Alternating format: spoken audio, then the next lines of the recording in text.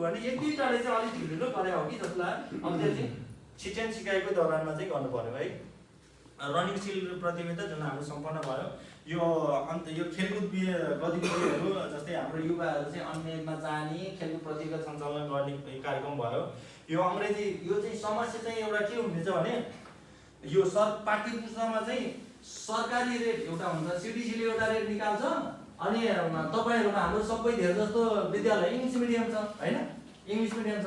English medium भएपछि कारण सरकारी रेट 50-60 रुपियाँ हुन्छ, तपाईँले इङ्ग्लिस लिएर चाहिँ 500 हुन्छ एउटा किताबको। अनि समस्या अब विद्यार्थीबाट पाठ्य पुस्तकमा के भन्छ अनिवार्य निष्कर्ष के भन्छ पाठ्य पुस्तकबाट फिटिक्कै एउटा लियो भने कारबाही भन्ने हुन्छ होइन। पाठ्य परीक्षा दिन छात्रवृत्ति र परीक्षा लिन पाउँदैन भन्छ नि हो, त्यसमा फिटिक्कै लिनु पाउँदैन भन्छ।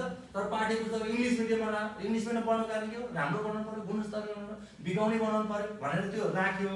राख्दै के भन्छ सरकारी रेट 50 रुपियाँ छ, इङ्ग्लिस मिडियम पढायो इङ्ग्लिस किताबले 500 पर्छ होइन। समस्या हो त्यसलाई चाहिँ उ गर्नको लागि यो राखा हो। अब तपाईँहरूको अब पैसामा किताब किन्नुहुन्छ नि जुनले अब पुग्दैन, हामी यहीँबाट किन गराउँछौँ है ल।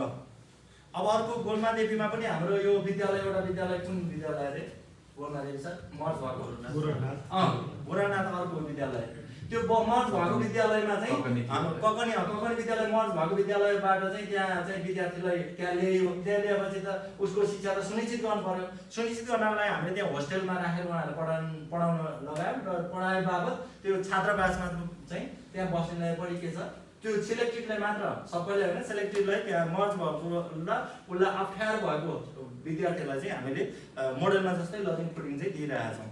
सीमित छ त्यो चाहिँ 17-18 जना होइन, कतिजना 18 जना होइन 20 जना छ